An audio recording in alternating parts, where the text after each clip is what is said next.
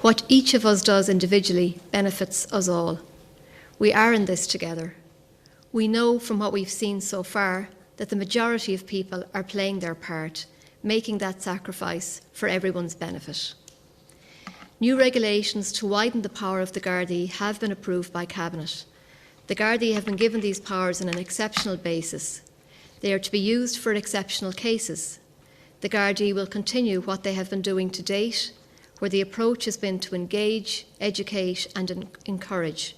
Enforcement has and will continue to be a last resort and used sparingly.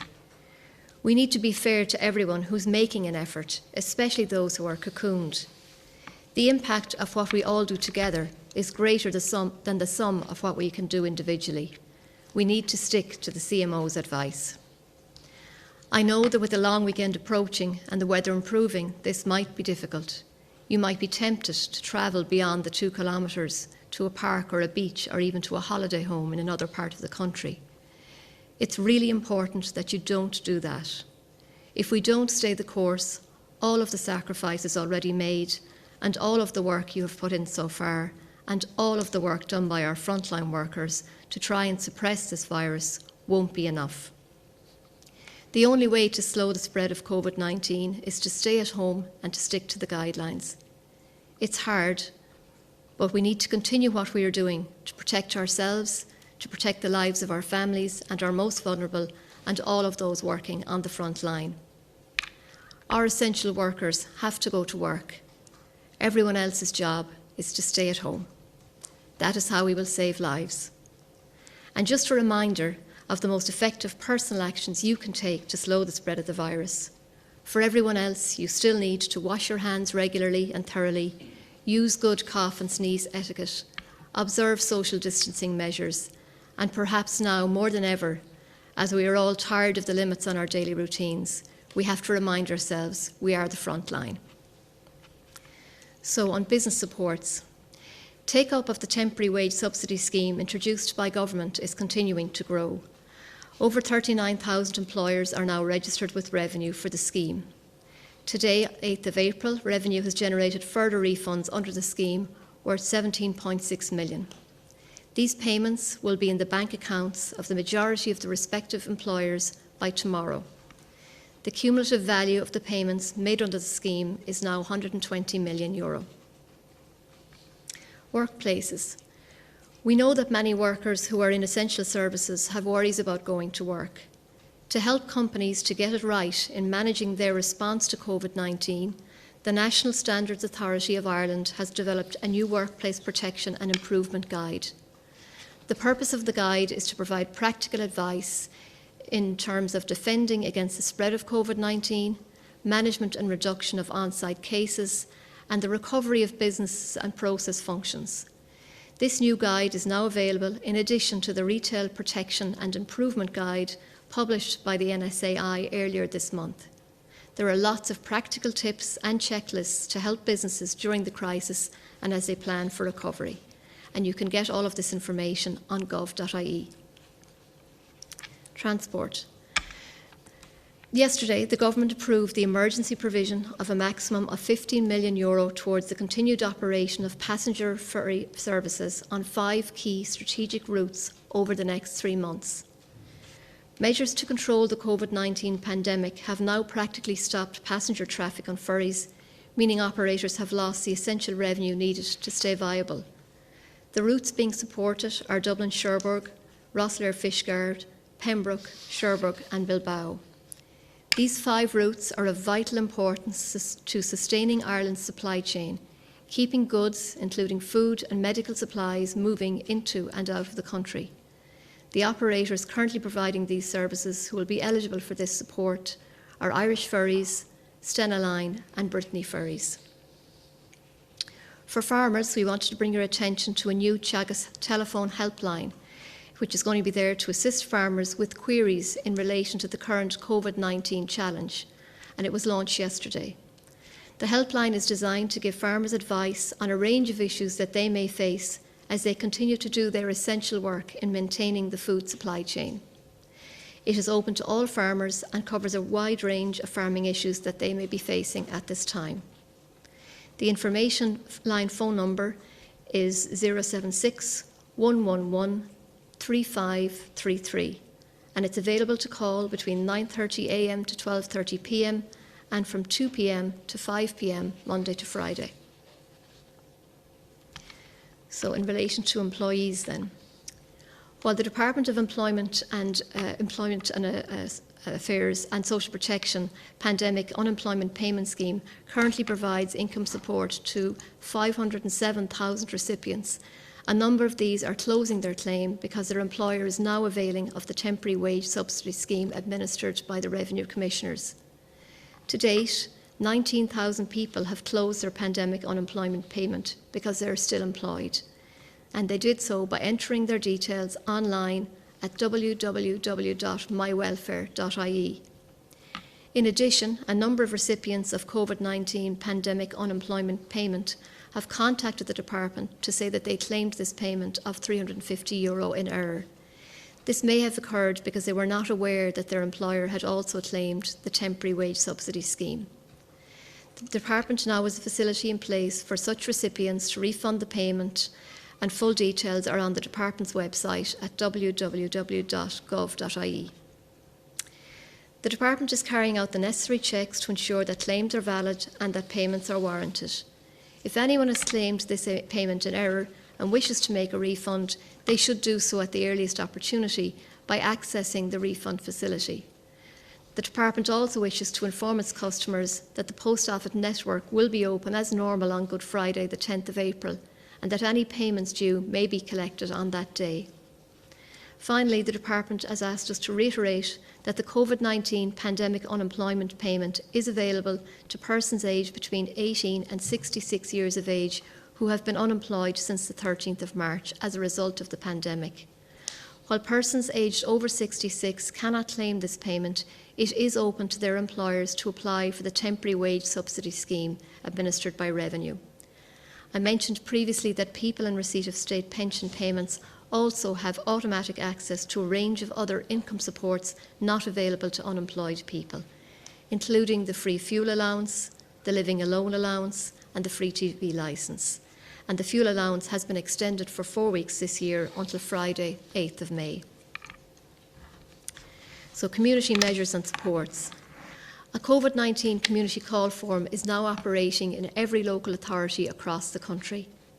In the first week of operation, these fora received thousands of calls, and by yesterday, over 7,300 calls had been received, and over 4,400 follow-up calls had also been made. The fora helplines are partnering with Alone, the national charity for older people.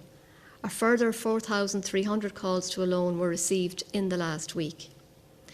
In their efforts to provide help and support to those in need in communities around the country so far, the community call has provided for 2,700 collection and deliveries of items like groceries, fuel or medicines, nearly 1,000 actions relating to social outreach services, talking to people who need someone to talk to, over 300 relating to meals, and over 400 relating to health requests. They will continue to offer support, particularly to those cocooning on public health advice or to those who are experiencing practical difficulties over the coming weeks. This is a good time to applaud the level of community spirit we are encountering in these really difficult days and to thank everyone who's volunteering right across the country. A dedicated phone line is operational, as I said, as well as the national number, and I'll give you the national number again. It's 0818 222 024, and you'll find your local helpline number on www.gov.ie. We would encourage anyone who needs help or wants to volunteer to give help to contact their local forum. And if you know someone who needs help, please don't hesitate to call the Alone helpline or the local helpline, and someone will direct your call.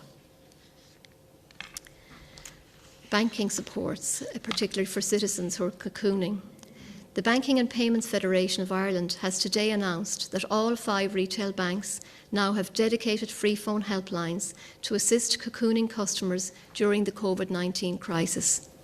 An information guide has also been launched today, which provides practical advice for cocooning customers on the various ways in which they can manage their day-to-day banking and finances in a safe way while they stay at home. The guide also outlines a number of tips around how customers can keep their money safe. This includes advice such as avoiding keeping large sums of cash at home and making and paying for orders such as medicines with a card over the phone where possible. The Banking and Payments Federation is working with the charity Alone and An Post to ensure the guide reaches as many impacted customers as possible. And a copy of the guide is available on the Banking and Payments Federation website. It's at www.safeguardyourmoney.ie. Higher education. The Exam Standards and Integrity, Quality and Qualifications Ireland published some guidance yesterday around exams and assessments in relation to higher education and training courses. This guidance clarified that no written, oral or practical assessments will be held in examination or assessment centres until COVID-19 restrictions have been lifted. Alternative arrangements will be made, including online exams or rescheduling where necessary. Students who are not able to participate in alternative assessment arrangements will not be penalised, and they will have the opportunities to complete their studies at a later time. Education and training will continue for all students, but students expecting to graduate this year are a top priority. It's expected that while some students may not complete their studies in the original timescale, as many as possible will graduate this year as planned. Quality and Qualifications Ireland have asked us to emphasise that all standards will be upheld and the integrity of awards will be maintained. Qualifications achieved this year will be valued and regarded exactly the same as any other year. So the state exams. As the Taoiseach and the Minister for Education have said, Government is focused on running both sets of state exams, the junior and leaving certs. The Minister has also said that he would prefer to see students get at least 2 weeks class time in school before they have to sit any exams. We know that students and their families need clarity on this, and we know that you're feeling a lot of pressure. We're asking you to keep studying and to keep focused. We are working on providing you with answers in relation to the exams as soon as possible. Contingency plans are under consideration, and all decisions will be based on the public health advice on what happens in relation to current restrictions. The National Public Health Emergency Team will meet again at the end of this week, and the Minister would hope to be in a position to provide clarity on the junior cycle and leaving certificate in the coming days. On the subject of primary and post-primary education, we just also want to issue a reminder. We're aware that it may be easy to lose sight of some of the everyday deadlines in the changed routines at this time.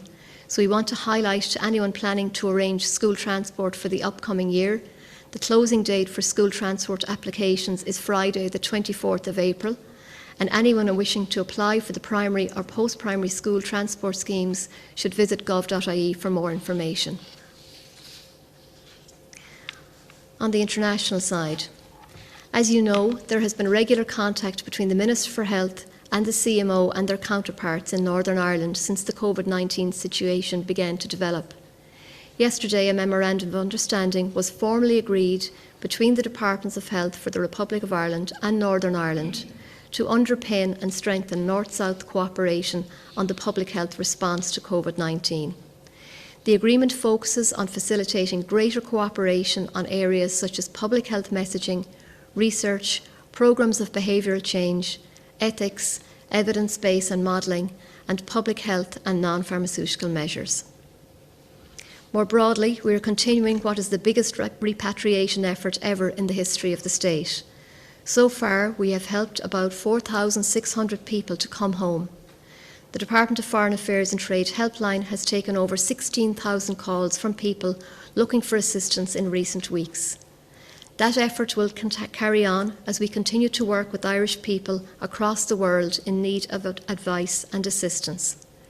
Irish citizens abroad looking to return home should contact their local embassy or consulate or contact the Department of Foreign Affairs helpline on 01 613 1733.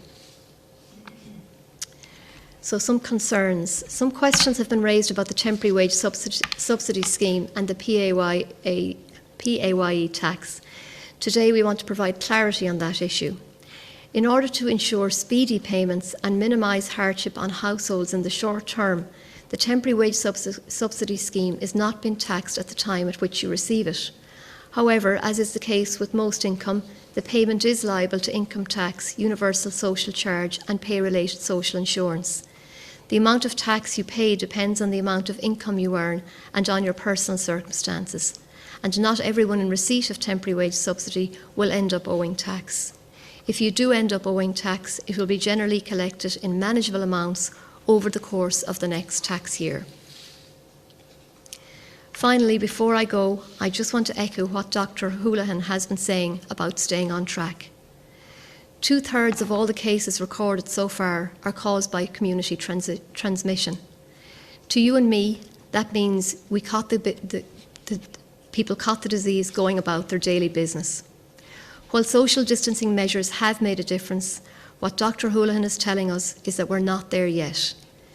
This weekend, we want all of you, the vast majority who are already making sacrifices, to be confident that we're working together to get everyone to comply so we can make the impact on this disease that we need to. I want to thank you again on behalf of the government and all our essential workers for the massive efforts you are making just by staying at home. Thank you.